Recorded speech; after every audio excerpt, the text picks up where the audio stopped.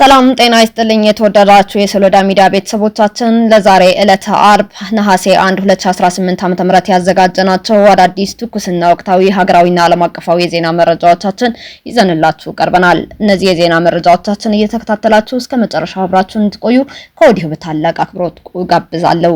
አብራችሁን ይቆዩ።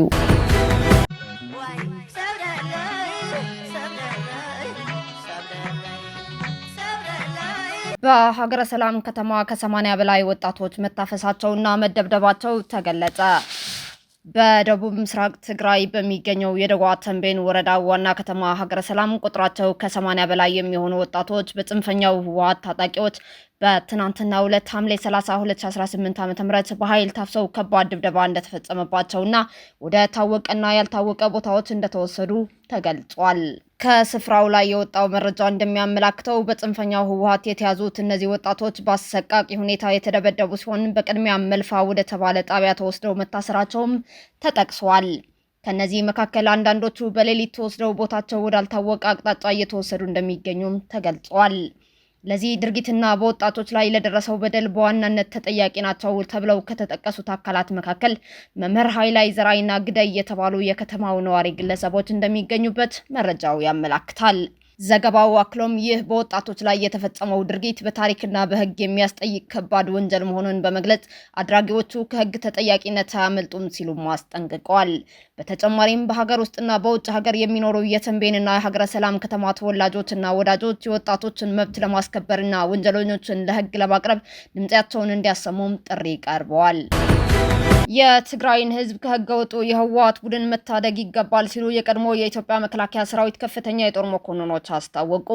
ህገወጡ የህወሓት ቡድን የፕሪቶሪያን የሰላም ስምምነት በመጣስና ኢትዮጵያን ለማዳከም ከውጭ ኃይሎች ጋር በማበር የትግራይን ህዝብ ዳግም ወደ ጦርነት አዘቅት ለመክተት እየሰራ ይገኛል ሲሉ የቀድሞ የኢትዮጵያ መከላከያ ሰራዊት ከፍተኛ የጦር መኮንኖች አስታውቀዋል።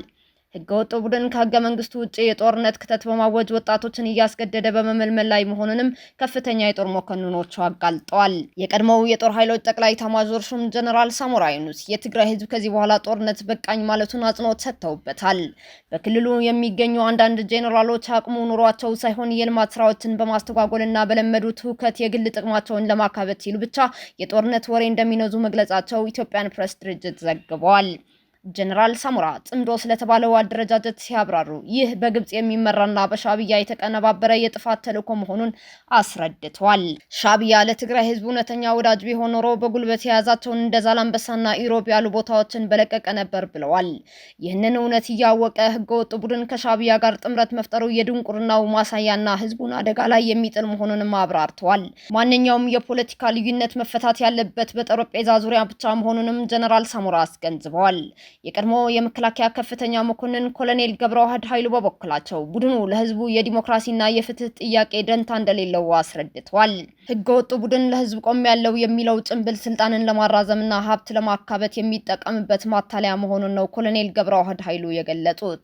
በዚሁ የቡድን ስራ ራስ ወዳድነት የተነሳም የትግራይ ህዝብ የቀሩት ልጆቻችን ያልቃሉ በሚል ስጋት በህይወትና በሞት መካከል እንዲሮን መደረጉን ኮሎኔል ገብረዋህድ ጠቁመዋል። በመሆኑም እነዚህ ለስልጣን የቋመጡ አካላት ተወግደው በክልሉ እውነተኛ ፍትህና ለውጥ ሊረጋገጥ እንደሚገባም ኮሎኔል ገብረዋህድ አሳስበዋል። ሁለቱ አንጋፋ የመከላከያ ሰራዊት የጦር መኮንኖች የፌዴራል መንግስቱን ችግሩን በሰላማዊ መንገድና በረጋ መንፈስ ለመፍታት የሚያደርገው የትዕግስት አካሄድ እጅግ ጠቃሚና ተመራጭነት ያለው መሆኑንም አድንቀዋል። በትግራይ ክልል በዚህ ህገወጥ ቡድን እየደረሰ ያለው መከራ፣ እንግልትና የጦርነት ስጋት አሁን ላይ በቃ ሊባልና የትግራይ ህዝብ ከዚህ አጥፊ ቡድን መታደግ እንደሚገባም ጥሪያቸውን አቅርበዋል። የህገወጡ ህወሓትን የጦርነት ቅስቀሳና አፈና ልንታገለው ይገባል ሲሉ የትግራይ ወጣቶች ገለጹ። የህገወጡ ህወሓትን የጦርነት ቅስቀሳና አፈና ልንታገለው ይገባል ሲሉ የትግራይ ወጣቶች ገልጸዋል። የታሪካዊ ጠላቶች ተላላኪ የሆነው ህገወጡን የህወሓት ቡድን የጦርነት ቅስቀሳና አፈና የትግራይ ህዝብና ወጣቶች አጥብቀው ሊቃወሙትና ሊታገሉት እንደሚገባ ከቡድኑ ግፍና አፈና ሸሽተው የመጡ የትግራይ ተወላጆች ወጣቶች ገልጸዋል። ህገወጡ የህወሓት ቡድን በአሁኑ ወቅት ከኢትዮጵያ ታሪካዊ ጠላቶች ጋር በመቀናጀት የትግራይ ወጣቶችን ለጦርነት በግዳጅ እያፈሰና ወደ ሱዳን በመሸጥ አስከፊ ግፍ እየፈጸመ ይገኛል ብለዋል። በርካታ ወጣቶችም ይህንን ግፍ በመስጋት አካባቢያቸውን ጥለው እየሸሹም ይገኛሉ። ወጣት ገብረኪሮስ ህሉፍ ህገወጡ ቡድን እየፈጸመ ያለው የጦርነት ጉሰማና ግፍ በፈጸመው ወንጀል ላለመጠየቅ የሚያደርገው ጥረት መሆኑን ተናግረዋል። የፕሪቶሪያው የሰላም ስምምነት የትግራይ ህዝብን ፍላጎት ለመመለስ ምቹ ሁኔታን መፍጠሩን አስታውሶ የፌዴራል መንግስትን በስምምነቱ የተቀመጡ ጉዳዮችን ሲፈጽም መቆየቱን ወጣቱ ተናግረዋል። በተቃራኒው ህገወጡ የህወሓት ቡድን ግን ስምምነቱን በመጣስ በትግራይ ህዝብ ጥቅም ምንም አይነት ደንታ እንደሌለው በተግባር አሳይቷል ነው ያለው ወጣት ገብረኪሮስ ህሉፍ። የትግራይ ህዝብ የሚሻው ሰላም ቢሆንም ቡድኑ ግን ከህዝቡ ፍላጎት ውጪ ወጣቶችን በግዳጅ እያፈሰና ጦርነት እየቀሰቀሰ መሆኑን ወጣት ገብረኪሮስ ተናግረዋል። ይህም የቡድኑን ውድቀትና በህዝቡ ዘንድ ቅቡልነት ማጣቱንም ያመላክታል ብለዋል ወጣቱ። ህገወጡ ቡድን ከሻዕቢያና ከሌሎች ተላላኪ ኃይሎች ጋር በመሆን ጦርነት በመቀስቀስ የትግራይን ህዝብ ለከፋ ችግር ለመዳረግ እየተንቀሳቀሰ መሆኑን የሚናገረው ወጣት ገብረኪሮስ በመሆኑም ይህ ህገወጥ ቡድን አምረረን እንድንታገለው ይገባል ነው ያለው። ወጣት ጸጋልዑል በርሀ በበኩሉ የትግራይ ህዝብ ህገወጥ ቡድንን ጦርነትና ውጊያ ይበቃናል በሚል አጥብቆ እየተቃወመው እንደሚገኝ ተናግረዋል።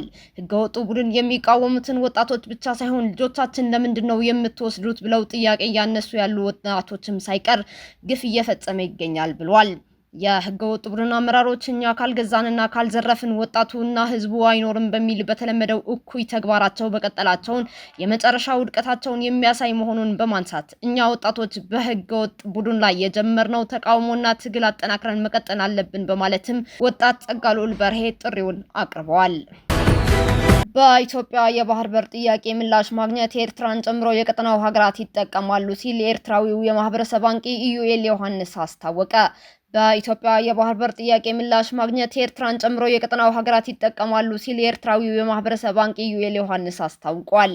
ኢዩኤል ዮሐንስ በኤርትራ ዲሞክራሲና ፍትህ እንዲሰፍን የሚሰራ ሰማያዊ ማዕበል የተሰኘ ተቋም መስራች ሲሆን ተቋሙ የኤርትራ ህዝብ የሚፈልገው ሰላምና ልማት እንዲረጋገጥ በውጭ ሀገራት ከሚገኙ ትውልደ ኤርትራውያንና ከሌሎች ባለድርሻዎች ጋር እየሰራ ይገኛል ብለዋል። ከፋና ዲጂታል ጋር ወቅታዊ ጉዳዮችን አስመልክቶ ቆይታ የነበረው ኢዩኤል ዮሐንስ ኢትዮጵያ ያነሳችውን የባህር በር ጥያቄ የቀጠናውን ሀገራት ሰላምና ልማት ለማረጋገጥ የሚያስችል መሆኑን ጥያቄው ምላሽ እንዲያገኝ በትብብር እንሰራለን ብለዋል። የኢትዮጵያ የባህር በር ጥያቄ ምላሽ ማግኘት በዋነኝነት ኤርትራን ተጠቃሚ ያደርጋል ብለዋል። የኢትዮጵያ የባህር በር ማግኘት የቀጠናውን ሰላምና ልማት በማረጋገጥ ረገድ የሚኖረው አስተዋጽኦም አብራርቷል። በተለይ በአምባገነን ስርዓት አገዛዝ ስር ለሚገኘውና ልማት ለናፈቀው የኤርትራ ህዝብ እጅግ ጠቃሚ ነው ሲል ገልጿል። ኢዩኤል ዮሐንስ የኢትዮጵያ የባህር በር ማግኘት የንግድ ትስስርን በማጠናከርና ኢኮኖሚን በማነቃቃት ኤርትራን ይበልጥ ተጠቃሚ ያደርጋታል ብለዋል። በመሆኑም ኢትዮጵያ ያነሳችውን ጥያቄ ለመመለስ በትብብር መስራት እንደሚያስፈልግ ገልጾ የባህር በር ጥያቄው የኤርትራ ህዝብ እንደሚደግፈው ኢዩኤል ዮሐንስ አብራርቷል። ኢትዮጵያ የባህር በር ባለቤት ስትሆን በሁለት ሀገራት መካከል የድንበር ተሻጋሪ ንግድና የሰዎች እንቅስቃሴ ይጨምራል። ይህም በሁለት ሀገራት ህዝቦች መካከል ያለውን ማህበራዊ መቀራረብ እንደሚያጠናክረው ኤርትራዊው የማህበረሰብ አንቂ ኢዩኤል ዮሐንስ ተናግረዋል። የኢትዮጵያና የኤርትራ ህዝቦች በጋራ በመስራት የቀይ ባህርን መስመር ከባህር ላይ ወንበዴዎች ከሽብርተኝነትና ከህገወጥ የሰው ዝውውር ጋር በጋራ ለመጠበቅ የሚያስችል ጠንካራ ግንባር መፍጠር ያስችላልም ብለዋል ኢዩኤል ዮሐንስ። ሁቲዎች በየመን መንግስት ኃይሎች ካምፕ ላይ በፈጸሙት ጥቃት በርካቶች መገደላቸው ተዘገበ። የሁቲ ታጣቂዎች ዓለም አቀፍ እውቅና ባለው የየመን መንግስት ቁጥጥር ስር በሚገኝ ካምፕ ላይ ፈጸሙት በተባለ የሮኬትና የድሮን ጥቃት ቢያንስ 30 ሰዎች መገደላቸው ተዘግቧል። የየመን መገናኛ ብዙሃን እንደዘገቡት ጥቃቱ የተፈጸመው ማሪብና ሀድራማውት በተባሉ ግዛቶች ውስጥ በሚገኙ የታጣቂዎች የመጠለያ ካምፕ ላይ ነው። የየመን መንግስት የአስቸኳይ ጊዜ ኃይሎች ካምፖች ላይ በተፈጸመው ጥቃት በርካታ ሰዎች ከመገደላቸው በተጨማሪ በንብረት ላይ ከባድ ውድመት መድረሱንም ተናግረዋል። ለአመታት በሁቲ ኃይሎችና ዓለም አቀፍ እውቅና ባለው የየመን መንግስት መካከል የእርስ በርስ ጦርነት ውስጥ ያለችው ሀገሪቱ በሁለት ወገኖች ቁጥጥር ስርም ትገኛለች። ከአውሮፓውያኑ 2022 ወዲህ በሁለት ኃይሎች መካከል የሚደረገው ውጊያ ጋብ ብሎ የቆየ ቢሆንም አልፎ አልፎ ግጭቶች ሲካሄዱም ቆይተዋል። ካለፈው ሐምሌ ወር ወዲህ በሁቲዎችና በየመን መንግስት መካከል የሚደረገው ግጭት በመባባሱ በሁለቱም ወገን የተሰለፉ በርካታ ተዋጊዎች መገደላቸው ተዘግበዋል። የኢራን ወዳጅ የሆኑት ሁቲዎች ከአውሮፓውያኑ 2014 ወዲህ ዋና ከተማዋ ሰናንና በቀይ ባህር ዳርቻ የሚገኙ ሌሎች የሀገሪቱ ክፍሎች ተቆጣጥረው ይገኛሉ። መቀመጫውን አንደን ያደረገው የየመን መንግስት የሳውዲ አረቢያ ድጋፍ ያለው ሲሆን ዓለም አቀፍ እውቅናንም አግኝቷል። ነገር ግን ሁቲዎች ከየመን መንግስት በበለጠ በቀጠናው ከፍተኛ ተጽዕኖ ያላቸው ሲሆን ከኢራን በሚያገኙት ድጋፍ በቀይ ባህር ላይ በሚተላለፉ መርከቦች እንዲሁም በሳውዲ ላይ የሚሳኤልና የድሮን ጥቃቶችን በመፈጸም ላይ ይታወቃሉ። እስካሁን አብራችሁን ከኛ ጋር ስለነበራችሁ እያመሰገንኩኝ በሌሎች መረጃዎች እስክንመለስ እንደተለመደው የሶለዳ ሚዲያ ቤተሰብ በመሆን ላይክ፣ ሼር፣ ሰብስክራይብ ማድረጋችሁን አትርሱ። አዳዲስ ትኩስና ወቅታዊ መረጃዎቻችን በቶሎ እንዲደርሷችሁ የደወል ምልክቷን ይጫኑ።